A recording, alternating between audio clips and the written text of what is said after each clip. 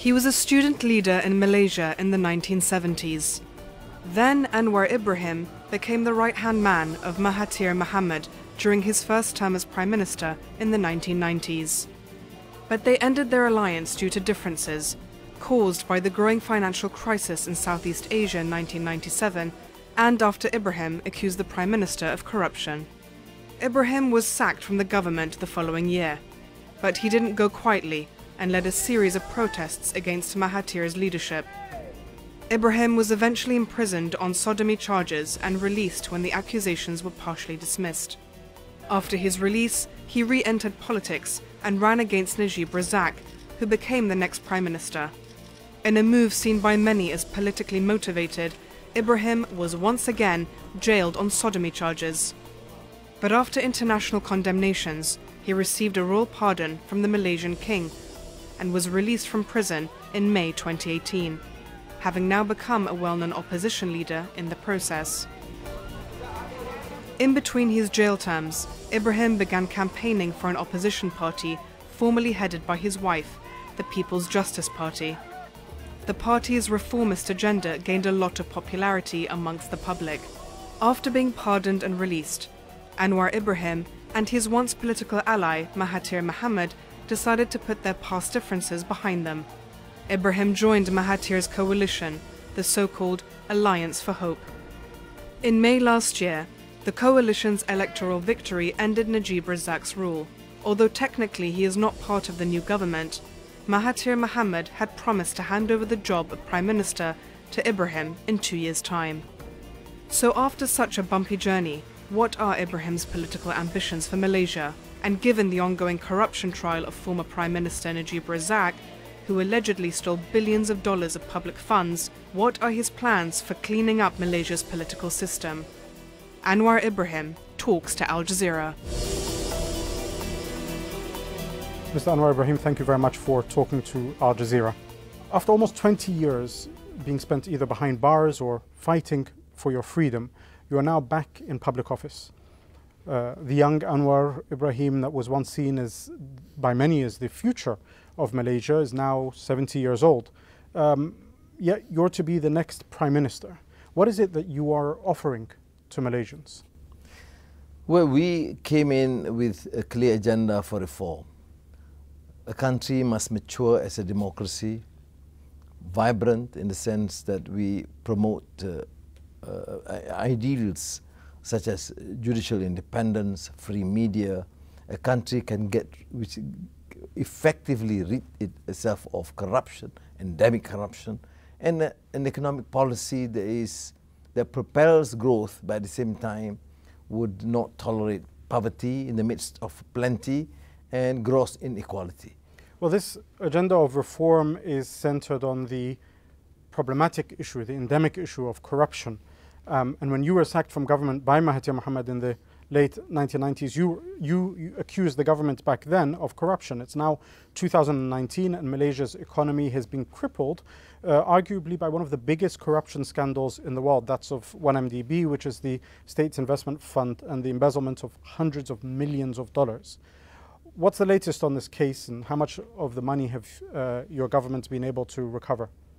Well, it was a very slow process, but we are fortunate because we are getting full support from authorities, be it the Department of Justice in the United States or Switzerland, and we need their cooperation because it's a big international scandal that involves not only the government but also complicity of the crime by Goldman Sachs, and recently Deloitte was fined. So it's very, very complex. But our target is, of course, to recoup billions of dollars lost, probably not in full, but I think we will have to be very, very clear that, that we are determined to get the funds back. And have you been able to get at least some of that back, or it's still a process? Even, we'll talk about Goldman Sachs and others in a bit, but in terms of the money that was seized from the former Prime Minister Najib Razak and other individuals, have you been able to get some of that money back? Yeah, we have identified, but there are some funds with the Department of Justice, but I think the legal process is continuing. There is commitment in our negotiations with the Goldman Sachs, which I think will certainly bring back the funds. But I think the process is quite elaborate in terms of the legal or procedural issues, or whether we are satisfied with the amount given to us. Well, let's talk about Goldman Sachs, because they're accused of essentially criminal activity, right? That they were involved in issuing a fraudulent bond worth hundreds of millions of dollars, or more than $600 million. With regards to that case, Goldman Sachs is a global banking giant. Obviously, these huge corporations, they're not just massive in terms of business, but also in political clout.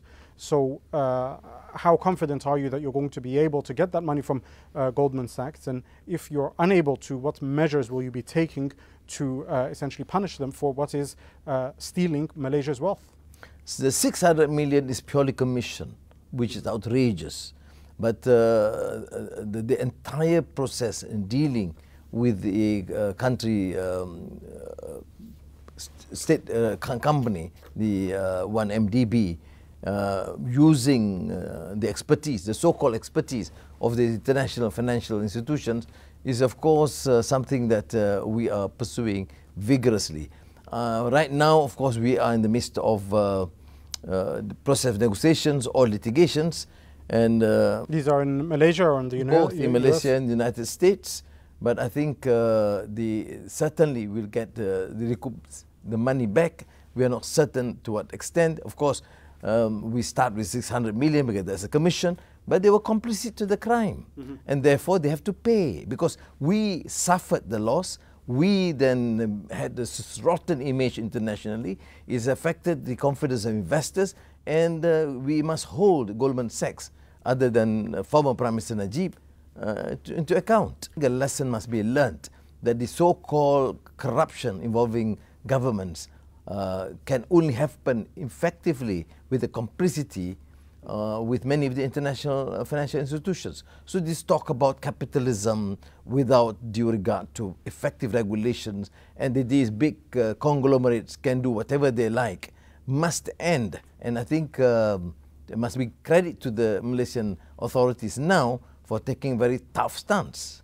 Well, as you say, obviously this stuff can't, the corruption with the governments can't happen without the help of such big corporations. Also, it can't happen without the help, or at least implicit assistance of certain governments as well that pursue their interests. So when we're talking about, for example, Najib Razak, when you're talking about $681 million that was found in his account, he claimed that was a gift from Saudi Arabia to help him with an election campaign. My question here is, if indeed he's telling the truth, and this is a gift from Saudi Arabia, that means Saudi Arabia has essentially been interfering in a blatant manner in Malaysia's domestic authorities. And if he's not telling the truth, then Saudi Arabia is still interfering by providing him with an alibi. What's your take on that? The Saudis, of course, must explain, although they say it does, at one point they say it does not involve the government, some people in the private sector, or one prince. Notwithstanding all those, we must be transparent, they must be held accountable, they must explain, because Najib clearly said the money comes from Saudi Arabia, although later he did return them. But I think for us, it is of course, Najib is being charged in court now. He has to explain and defend himself. He has admitted, by the way, he has admitted that the Prime Minister can receive 2.6 billion ringgit into his personal account, which to me is clearly a crime. It's a corrupt practice. But because it involves some personalities or authorities in Saudi Arabia, we must hold that person or that entity into account. So why has the Malaysian government not done that yet? Why have they not officially asked for the Saudis to explain themselves? Now we are new in the process of the court. It is therefore for when Najib comes for his defense, we will of course pursue this. But Saudi Arabia isn't the only Gulf country with links to this corruption scandal. There is another chief suspect in this, a man named Zhao Lao, who has been described as a close confidant of Abu Dhabi Crown Prince Mohammed bin Zayed. Now, since the criminal case began, Zhao Lao has essentially disappeared, and there are rumors that he might in fact be in the United Arab Emirates. Have you requested, or has the Malaysian government requested from Abu Dhabi to give them information with regards to the whereabouts of Zhao Lao? We have no indication that his whereabouts. Some people say in China, some say in the Emirates, but we don't have a case to pinpoint any particular country. But the Abu Dhabi authorities were involved in the initial deal of the YMDB. It must be transparent, it must be proper or not, but this is now being investigated aggressively by our authorities. Once and if you become Prime Minister, you will pursue this personally? I think I owe it to the Malaysian people, because we threw out the corrupt regime, Najib, partly due to the involvement, which was just the major part was the 1MDB scandal. But of course there were a lot of outrageous responsible actions taken by him and his colleagues. But I don't think the present leadership, and when I assume office, inshallah, will in any way cover up the crimes against the people of Malaysia. A few weeks ago, Prime Minister Mahathir said that he would never allow for an Israeli sports team to enter Malaysia because of the continued illegal occupation of Palestine, the continued war crimes being committed by the Israeli army. Is this a policy that you will continue if and when you become Prime Minister? Our foreign policy is clear and consistent. We demand the right for the Palestinians. We consider the issue of Palestine as politics of dispossession, that people's land and property being stolen or robbed by the authorities, by the Israeli authorities. And the international community seems just helpless because they continue intransigence and aggression on the part of the Israeli government. So Mahathir thought that at least in whatever way possible, because all avenues have been exhausted. So they say, why then involve sports? Because it's the only message that we can send to the Israeli authorities and to the international community, which has been somewhat muted against the atrocities inflicted against the Palestinian people. Okay, let's go back to domestic politics. Your wife now serves as Deputy Prime Minister to the man who is responsible for 2 decades worth of heartache for her, yourself, and your family. Your one-time mentor, Mahathir Mohamad, who imprisoned you now or before and essentially tried to tarnish your reputation or even destroy your political career. You and him are now allies again. On a personal level, how is it that you've been able to overcome all of this pain and suffering and are able to work together with him? I do not deny the fact that it was painful and difficult. I've said it publicly. But when Mahathir approached and wanted to work together to save the country from endemic corruption and abuse of power, and he believed, and I share his conviction, that without we and the opposition forces working together would be unsurmountable. But this is the man who you're saying came to you to save the country from a problem that you warned him against. Yes. Well, between my personal feelings and sufferings and the interests of the state, I think the interests of the state and the people takes precedence. I mean, that's my position. And to give credit to Mahathir, he has shown his firm commitment for reform against corruption and the agenda set forth by the reform and the parties prior to the elections. And I think, and he's given his age at that time, 92, when he came to see me. And a person with this new sense of commitment and resolve, I think he should be given the credit and the chance to assist. I mean, allow me to maybe play devil's advocate here, because I interviewed Prime Minister Mahathir a few months ago. I asked him point blank, do you regret what you did to Anwar Ibrahim? And he explicitly didn't say. He said he acted on the information he had. So he didn't really say he regrets it. He didn't apologize, at least.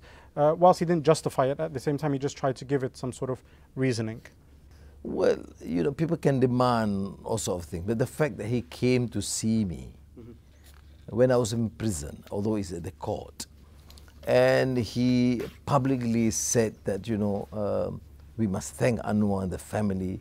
We appreciate, or we understand, take cognizance of the fact of his sufferings for 2 decades. I mean, that to me is more than enough. What is more important is not my personal ego, you know, to satisfy myself that this man has now come, and you know, there's no need to me. To me, is enough. The signal is enough. The fact that he's prepared to work together, the fact that he is committed to the reform agenda, the fact that he came to see me, to me, that is sufficient, because we have to move on, and the agenda is more important than Anwar's personal predicament. Well, about moving on, the agreement that you both reached was that Mahathir would initially become Prime Minister if your coalition won the elections of 2018, which you did, and that he would hand over power. But what's interesting is that everyone is talking about a 2-year period, that he would hold on to for 2 years and give it to you. That was never really explicitly agreed, was it, 2 years? No, if you look at the agreement stipulates in no uncertain terms that he will be Prime Minister, Aziza Deputy Prime Minister, they will seek a royal pardon, then Anwar will come in. So I think the understanding is clear, and I don't think it is wise to put a specific date. And we do discuss, I mean, that as far back as 2 weeks ago, I did discuss with him. He asked me, but I don't think it's wise, because once you state a clear date, then the 6 months prior to that, you will be a lame duck Prime Minister. So let him then move on. I give him full support and endorsement. We continue to engage and establish this working, effective rapport, and wait for the appropriate time, then I move in. Well, it seems, at least based on the media reports and the comments made even by Prime Minister Mahathir, that it is a 2-year deal. Maybe that came about arbitrarily. But the question is that many people will be wondering is, what guarantees are there that he will stick to handing over, whether it's 2 years or 3 years or whatever? Because firstly, there's already some warning signs amongst your supporters or members of your party, for example, who are expecting certain cabinet positions to be given to your allies. Instead, they were given to Prime Minister Mahathir's allies. Now, for somebody as, and I mean this in a respectful way, as politically cunning as Mahathir is, he's been in politics for how many decades and survived all of this, surely it would be naive to assume that it is a given suddenly that, you know, come 2 years or 18 months or however much, that he will suddenly say, okay, Anwar, it's your go. To be fair to him, he has reiterated a number of times that he will relinquish power in 2 years. I think that's sufficient. But he's also said, if the people want me to stay, then I'll stay. No, I think people take it out of context, because he says, finally, the people decide, which is true. I assume premiership, I go back to the elections, and the people will decide. Fair. But I think in terms of the machinations of a few, either within the party or outside the party, I mean, it's a democratic process. Of course, there will be attempts. I don't claim to be given 100% support, even within the ruling coalition. There are some who feel that their position is threatened, that some of their old ways of doing things will be checked. And I don't deny that, because I come as essentially as a reformer. And Mahathir started it, and I think I need to complete that process. Let's broaden out a bit more to the region, and you have been a very strong critic of Aung San Suu Kyi of Myanmar. Malaysia has been at the forefront, together with Turkey and a few other countries, in terms of providing relief for the Rohingya Muslim refugees. What is your stance with regards to what's happening there in terms of accusations of ethnic cleansing to the Muslim minority in Myanmar? It has been established, affirmed by international community, observers, international media, about the ethnic cleansing against the Rohingyas. While it is pathetic, to say the least, that some people tend to even try and deny this. Aung San Suu Kyi is one. You must remember that Aung San Suu Kyi was given full support by Muslims in Burma, by Muslims in the region, by Malaysians, by me, by Aziza, who was a great proponent, a great, I mean... well, she was a political prisoner as well. Yes, very strongly. And we don't consider her whether Buddhist or Muslim. It's just gross injustice and oppression against her and her party. Now, for her to deny this or even to try and skirt around is not acceptable. So what kind of bodies would you seek? Something through the Security Council? Would you seek something through the Far Eastern blocs? Or what kind of practical steps do you think can be taken to actually protect these people and allow them to return to their homes? I think we should utilize all avenues available. ASEAN or the United Nations or even the international community to just speak up and make their demands known.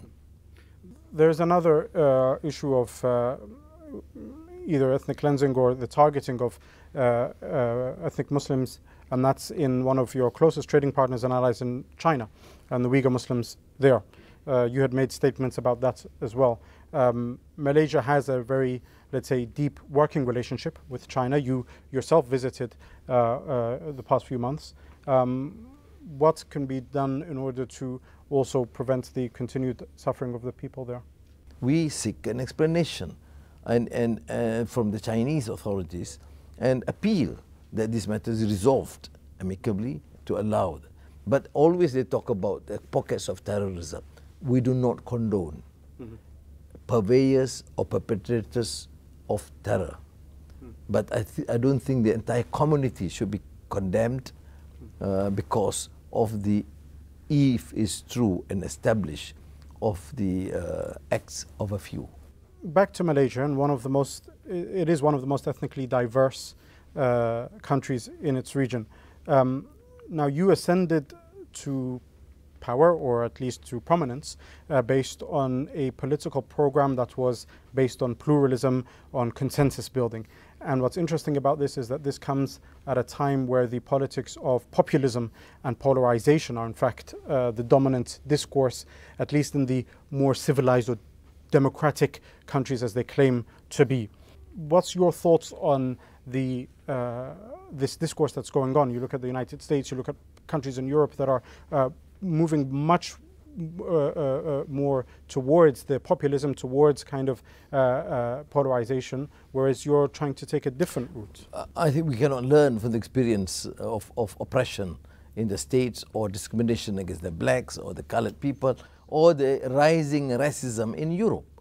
We of course cherish the ideas of democracy, Jeffersonian ideals of justice and equality, but we cannot condone the excesses. Similarly, in Malaysia, so we take a position, Islam is the religion of the Federation.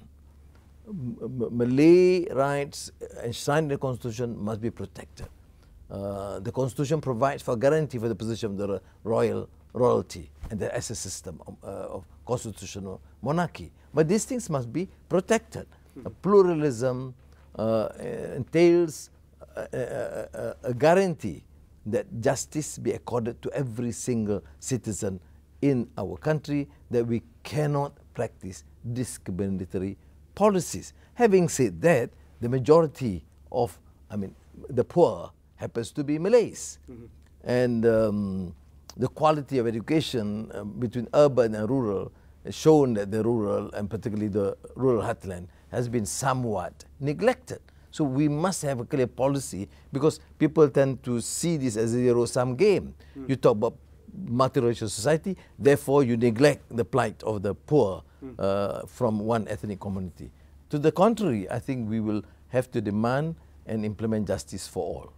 So if you had a message to world leaders maybe that are pushing more these populist politics, what would it be? Well, I'm a small guy to give advice to these people, but then I think I am at least committed to have Malaysia to be just to everyone. It's important. I am a Malay Muslim. I care for my people. I know the position of the Malays have been quite marginalized, even in the rural sector, but I cannot condone any practice that cause grave injustice to any citizen in our country, irrespective whether they are Muslims or non-Muslims, Malays, Chinese, Indians, or from the tribal regions of Sabah and Sarawak. I want to end with a question about Anwar Ibrahim, the person, the father, the man who entered politics with a dream to change his country, who missed on some of the best years of his life as he languished in jail. how have you not lost hope? I am a man of faith. I believe that the trials from Allah subhanahu wa ta'ala has its wisdom. فَتَوَكَّلْ عَلَى اللَّهِ. And I therefore believe that if we have conviction, we believe in the struggle, then we have to bear the burden. And somehow or other, I believe I personally will be vindicated and justice will prevail. Anwar Ibrahim, thank you very much for talking to Al Jazeera.